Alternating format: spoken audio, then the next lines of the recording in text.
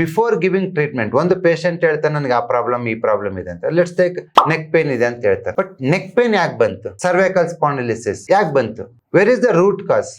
ಆ root cause diagnosis ಮಾಡೋದಕ್ಕೆ ಈ ಒಂದು ಆರಿಕ್ಯುಲರ್ ಥೆರಪಿನಲ್ಲಿ we are also introducing tongue diagnosis. ನಾಲಿಗೆ ನೋಡ್ಬಿಟ್ಟು ನಮ್ಮ ದೇಹದಲ್ಲಿ ಏನೇ ವ್ಯತ್ಯಾಸಗಳಾದ್ರೆ, ಕೆಮಿಕಲ್ ವೇರಿಯೇಷನ್ಸ್ ಇರ್ಬೋದು, ಯಾವ್ದಾದ್ರು ಅಂಗಗಳ ವ್ಯತ್ಯಾಸ ಆಗಿರ್ಬೋದು, ಯಾವ್ದಾದ್ರು ಒಂದು organ excessive or deficiency work ಆಗ್ಬೋದು, ಅದು ನಾಲಿಗೆ ಮೇಲೆ ಕಾಣುತ್ತೆ. ಆ ನಾಲಿಗೆ ಮೇಲೆ ಕಲರ್ ವೇರಿಯೇಷನ್ ಆಗಿರ್ಬೋದು, ಕೋಟಿಂಗ್ ವೇರಿಯೇಷನ್ ಆಗಿರ್ಬೋದು, ಇಲ್ಲ ಮಾಯಿಶ್ಚರ್ ವೇರಿಯೇಷನ್ ಆಗಿರ್ಬೋದು, ಅದನ್ನ ಐಡೆಂಟಿಫೈ ಮಾಡಿ ಅದು ಯಾವ ಆರ್ಗನಿಗೆ ಕನೆಕ್ಟ್ ಆಗಿದೆ ಅಂತ ನೋಡ್ಬಿಟ್ಟು ಅದನ್ನ ಡಯಾಗ್ನೈಸ್ ಮಾಡಿ ಥ್ರೂ ಇಯರ್ ಟ್ರೀಟ್ಮೆಂಟ್ ಕೊಡೋದು.